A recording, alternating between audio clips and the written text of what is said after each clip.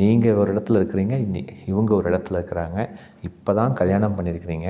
கல்யாணம் பண்ண முதல் நாள்லேருந்தே நான் நினைக்கிற மாதிரி நீங்கள் இருக்கணும், நீங்கள் இருக்கிற மாதிரி நான் இருக்கணும் அப்படின்னா முடியுமா, முடியாதா? நீங்களே கொஞ்சம் யோசனை பண்ணி பதில் சொல்லுங்கள். என்ன உங்களுக்கு தேவையோ அதை தான் அஃபர்மேஷனாக போடணும். உங்கள் மாமியார்கிட்ட ஒரு கருத்து வேறுபாடுகள் இருக்கும், உங்கள் கணவர்கிட்ட ஒரு கருத்து வேறுபாடுகள் இருக்கும், நாத்தனார்கிட்ட ஒரு கருத்து வேறுபாடுகள் 100% இருக்கும். ஏன், உங்கள் பேரண்ட்ஸ்கிட்டேயே ஒரு கருத்து வேறுபாடுகள் இருக்கும். இருந்தாலும் நீங்கள் நான் சொல்கிற இந்த அஃபர்மேஷனை போட்டுக்கிட்டே இருந்தீங்கன்னா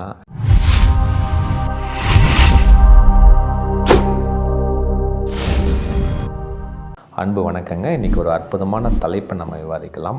பாகம் 9. அதாவது என்னென்னாங்க, இது வரைக்கும் 8 பாகங்கள் நம்ம பார்த்துட்டோம். போன பாகம் பார்த்தது திருமணம். திருமணம் இப்போ ஆயிடுச்சு. நம்ம நினச்சபடி அஃபர்மேஷன் போட்டோம். அற்புதமான மனைவியோ இல்லை கணவனோ சிறப்பாக கிடச்சிட்டாங்க. இறைவனுக்கு நன்றி. இப்போ அடுத்தது தான் பார்த்திங்கன்னா, உறவு முறைகள் நிறையா வந்துடும். இப்போ இந்த கல்யாணம் பண்ண உடனே கணவன் மனைவி உறவு முறை, அப்புறம் மாமனார் மாமியார், நாத்தனார், மாப்பிள்ளையோட கூட பிறந்தவங்க, அண்ணன் தம்பி, அவங்களோட சித்தப்பா, அந்த மாதிரி உறவு முறைகள். அதே மாதிரி பெண் வீட்டில் பார்த்திங்கன்னா அதே மாதிரி பல உறவு முறைகள் எல்லாம் பார்த்திங்கன்னா ஒரு நம்பர்ஸ். அந்த கணவன் மனைவி உறவு முறையானவுன்னு பார்த்திங்கன்னா அந்த உறவுகள் சுற்றியும் அதிகமாக இருப்பாங்க. அந்த நேரத்தில் பார்த்திங்கன்னா ஒவ்வொருத்தரும் ஒவ்வொரு மனநிலையில் இருப்பாங்க. அவங்கள எப்படி நம்ம ஈஸியாக ஹேண்டில் பண்ணுறது, எப்படி அந்த ரிலேஷன்ஷிப் ரொம்ப சிறப்பாக சந்தோஷமாக நம்ம வச்சுக்கணும் அப்படிங்கிறது தான் இந்த வீடியோனுடைய தொகுப்பு. ரொம்ப சென்சிட்டிவான விஷயம். சிறப்பாக வீடியோவை பாருங்கள். இதில் ஒரு அஃபர்மேஷன் நான் சொல்லியிருக்கேன், அதனையும் அற்புதமாக செயல்படுத்துங்க. 100% ரிசல்ட் வரும். ஓகேங்களா? இதை செயல்படுத்துறதில் உங்களுக்கு ஏதாவது சந்தேகம் இருந்தால் என்னுடைய வாட்ஸ்அப் நம்பர் 9080274280 வாய்ஸ் மெசேஜ் கொடுங்க. கட்டணம்லாம் எதுவும் கிடையாதுங்க. நான் ஃப்ரீயாக இருக்கும் பொழுது உங்கள்கிட்ட பேசுகிறேன். அற்புதமாக செயல்படுத்தலாம். ஒரு நன்றியை சொல்லிக்கிறேங்க. 24x7 மகிழ்ச்சி யூடியூப் சேனல் சார்பாக நன்றி சொல்லிக்கிறேன். நிறைய பேர் பார்க்குறீங்க, இந்த வீடியோவை நிறைய பேருக்கு ஷேர் பண்ணுறீங்க. ரொம்ப நன்றிங்க. வீடியோக்குள்ளே போகலாம். கல்யாணம் ஆகிடுச்சு. கல்யாணமானவொன்னு நிறைய உறவு முறைகள்லாம் வந்துடும். இதில் என்ன நான் ஒன்று சொல்ல விரும்புகிறேன்னாங்க, ஒரு எக்ஸாம்பிள். இது அறிவுபூர்வமாக கொஞ்சம் யோசனை பண்ணுங்கள். அஃபர்மேஷனுக்கு முன்னால் கொஞ்சம் அறிவுபூர்வமாக ஒரு கணவனோ மனைவியோ இல்லை மாமியாரோ மருமகளோ நாத்தனார்களோ எல்லாருமே கொஞ்சம் அறிவுபூர்வமாக இதில் கவனித்தோன்னு வச்சுக்கிங்களேன், ரொம்ப ஈஸியாக அந்த ரிலேஷன்ஷிப்பை ஹேண்டில் பண்ணலாம். ஒரு எக்ஸாம்பிள். இப்போ கணவன் ஆகட்டும் மனைவி ஆகட்டும் ஒரு வீட்டில் வாழ்கிறாங்க, இன்னொரு வீட்டில் வாழ்கிறாங்க. ஒரு 25 வருஷத்துக்கு அப்புறம் ஒரு 25 இயர்ஸ் ஒரு வீட்டில் இருக்காங்க. பெண்ணும் அதே மாதிரி ஒரு 21 வருஷம் 25 வருஷம் இருக்காங்க. அப்புறமா கல்யாணம் பண்ணுறாங்க. பார்த்திங்கன்னா ஒரு பெண் வாழ்ந்த சூழ்நிலை வேறு, அதே மாதிரி இந்த மாப்பிள்ளையும் வளர்ந்த சூழ்நிலைகள் வேறு. ஆனால் இந்த கணவன் மனைவி ஒரு 6 மாதம் நிச்சயம் பண்ணுவாங்க, மேரேஜ் பண்ணிக்குவாங்க. இப்போ 1 மந்த்லேயே கூட எல்லாமே ஆகிடுது. கல்யாணம் பண்ணோடனே இந்த கணவன் என்ன நினைக்கிறாருன்னா, நான் நினைக்கிற மாதிரி என் மனைவி இருக்கணும். மனைவி என்ன நினைக்கிறாங்க, நான் நினச்சபடி என்னோடய கணவர் இருக்கணும். இது பாசிபிளா? கொஞ்சம் யோசனை பண்ணி பாருங்கள். நம்ம இவங்க வளர்ந்த சூழ்நிலைகள் ஒரு 20 வருஷமாக ஒரு இடத்துல வளர்ந்துருக்காங்க. இந்த கணவனும் 20 வருஷமாக ஒரு சூழ்நிலையில் வளர்ந்துருக்காங்க. ஆனால் ஒன்ஸ் கல்யாணம் பண்ண உடனே இல்லை லவ் பண்ணியிருப்பாங்க, கல்யாணம் பண்ண உடனே இவங்க நான் நினைக்கிற மாதிரி இருக்கணும், அவங்க நீங்கள் நினைக்கிற மாதிரி இருக்கணும் அப்படின்னு சொல்லி எதிர்பார்க்கிறது சரியா அப்படின்னு கொஞ்சம் யோசனை பண்ணி பாருங்கள். இதை யோசனை பண்ணிகிட்டே இருக்கும் பொழுது இன்னொரு விஷயங்களை நான் இப்போ சொல்கிறேங்க. அதாவது இப்போ பார்த்திங்கன்னா ஒரு அப்பா அம்மாவோட அந்த பெண்ணிற்கு ஒரு 20 வருஷம் 25 வருஷம் வளர்ந்து கல்யாணம் பண்ணி கொடுக்குறீங்க. அதே மாதிரி மணமகன் வீட்லேயும் ஒரு 25 வருஷம் முடிச்சு கல்யாணம் பண்ணி கொடுக்குறீங்க. நான் கேள்வியை இப்போ மாற்றி கேட்குறேன். அந்த பொண்ணோட வீட்டில் அந்த பொண்ணுக்கும் அவங்க அப்பா அம்மா இல்லை கூட பிறந்தவங்களுக்கும் ஏதாவது மிஸ் அண்டர்ஸ்டாண்டிங் இல்லை ஏதாவது கம்யூனிகேஷன் கேப் இருக்குமா இருக்காதா? கட்டாயம் இருக்குங்க. ஏதாவது ஒரு விஷயத்தில் ஒரு முரண்பாடுகள் அந்த பொண்ணுக்கும் அவங்களோட பேரண்ட்ஸ்க்கு இருக்கும். அதே மாதிரி கணவன் வீட்டில் வாங்க, அவங்களும் ஒரு 25 வருஷமாக வாழ்கிறாங்க. அந்த அப்பா அம்மாவுக்கும் அந்த மாப்பிள்ளைக்கும் பார்த்திங்கன்னா ஏதாவது ஒரு விஷயத்தில் அவங்க அப்பா மேலேயோ அம்மா மேலேயோ ஒரு மிஸ் அண்டர்ஸ்டாண்டிங் இருக்கும். இதுதாங்க உண்மை.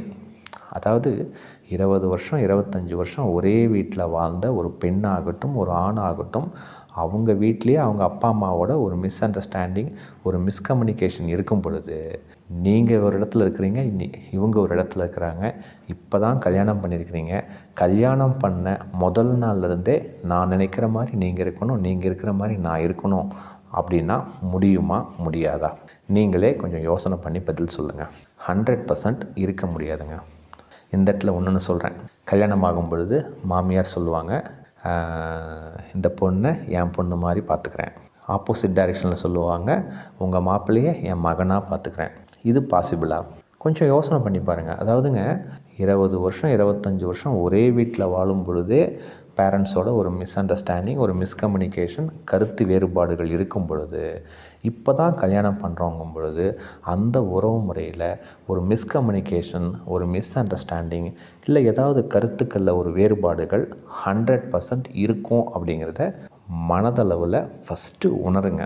புரியுதுங்களா? ஸோ இதை புரிஞ்சுக்கிட்டு அதுக்கப்புறம் நம்ம என்ன செய்யணும், இந்த உறவு முறைகள் எப்படி ஹேண்டில் பண்ணணும் அப்படின்னு நீங்கள் செயல்பட்டால் 100% சக்ஸஸ் ஆகலாம். இல்லைன்னா நம்ம சக்ஸஸ் ஆக முடியாது. இதுதாங்க இந்த இடத்துல நான் தெளிவுபடுத்த விரும்புகிறேன். ஸோ எந்த ஒரு மேரேஜ் லைஃப் ஆனாலும் கணவனாகட்டும் மனைவி ஆகட்டும் உடனே நம்ம ஒரு அண்டர்ஸ்டாண்டிங்க்கு வர முடியாது.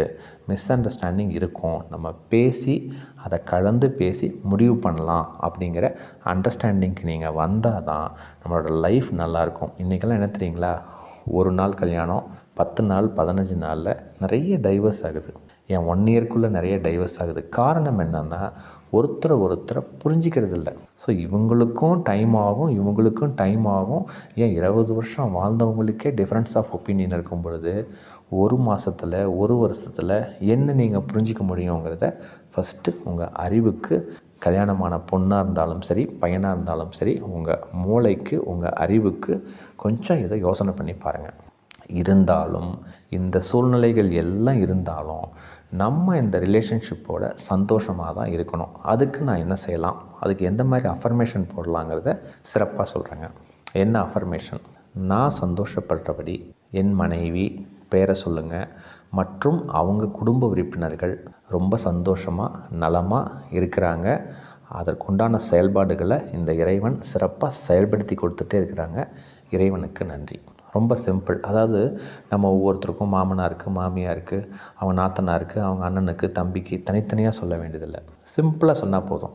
நான் சந்தோஷப்படுற மாதிரி என்னோடய கணவர் மற்றும் அவர்கள் குடும்ப உறுப்பினர்கள் அனைவரும் என்கிட்ட சந்தோஷமாக நலமாக மகிழ்ச்சியாக இருக்கக்கூடிய அனைத்து சூழ்நிலைகளையும் இந்த பிரபஞ்சம் சிறப்பாக உருவாக்கி கொடுத்துக்கிட்டே இருக்குது. இறைவனுக்கு நன்றி. இவ்வளோதாங்க, சிம்பிள். நான் என்ன சொல்கிறேன், கருத்து வேறுபாடுகள் ஃபேமிலிக்குள்ளே இருந்துக்கிட்டே தான் இருக்கும். அந்த சண்டையை பெருசு பண்ணாமல் இந்த அஃபர்மேஷனை 100% நீங்கள் செயல்படுத்திகிட்டே இருங்க. இந்த அஃபர்மேஷனுக்கு என்ன ரிசல்ட் வரும்னா, அதாவது என்ன உங்களுக்கு தேவையோ அதை தான் அஃபர்மேஷனாக போடணும். உங்கள் மாமியார்கிட்ட ஒரு கருத்து வேறுபாடுகள் இருக்கும், உங்கள் கணவர்கிட்ட ஒரு கருத்து வேறுபாடுகள் இருக்கும், நாத்தனார்கிட்ட ஒரு கருத்து வேறுபாடுகள் 100% இருக்கும். ஏன், உங்கள் பேரண்ட்ஸ்கிட்டேயே ஒரு கருத்து வேறுபாடுகள் இருக்கும். இருந்தாலும் நீங்கள் நான் சொல்கிற இந்த அஃபர்மேஷனை போட்டுக்கிட்டே இருந்தீங்கன்னா, அதாவது இதுதான் உங்களுக்கு தேவை.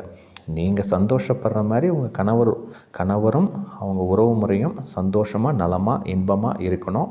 அந்த சூழ்நிலையை இந்த இறைவன் சிறப்பாக செயல்படுத்தி கொடுத்துட்ருக்காருங்கிறத மட்டும் நீங்கள் அஃபர்மேஷன் சொல்ல சொல்ல சொல்ல ஒரு சில நாட்களில், ஒரு சில மாதங்களில், ஒரு சில வருடங்களில் நீங்கள் எந்த அளவுக்கு அந்த அஃபர்மேஷனை 100% பாசிட்டிவாக நீங்கள் இன்புட் பண்ணுறீங்களோ, உங்கள் மனசு ரெஜிஸ்டர் பண்ணுறதோ, அதுக்கப்புறம் அந்த சூழ்நிலைகள் மாறும். சூழ்நிலைகள் மாறும்னு என்னங்க, நீங்கள் யாருக்கிட்டையுமே இதை பற்றி பேச வேண்டியதில்லை.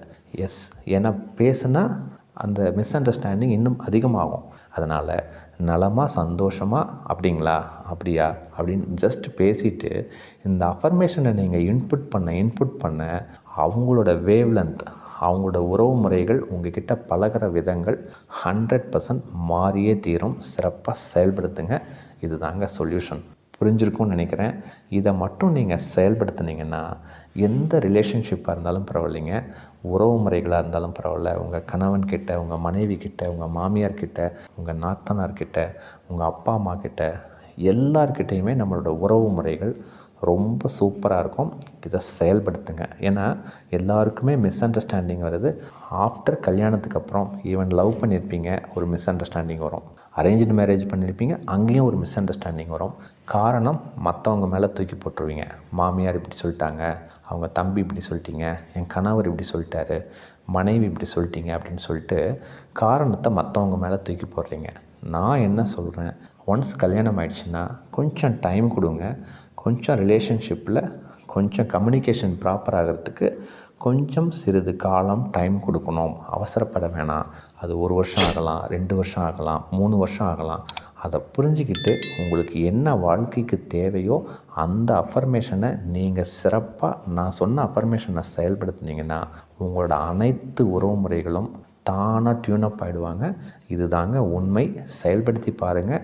இதை செயல்படுத்தி ஏதாவது உங்களுக்கு சந்தேகம் ஏற்பட்டால் எனக்கு வாய்ஸ் மெசேஜ் கொடுங்க. நலமாக பேசி அற்புதமாக செயல்படுத்தலாம். மிக்க நன்றிங்க. மகிழ்ச்சிங்க.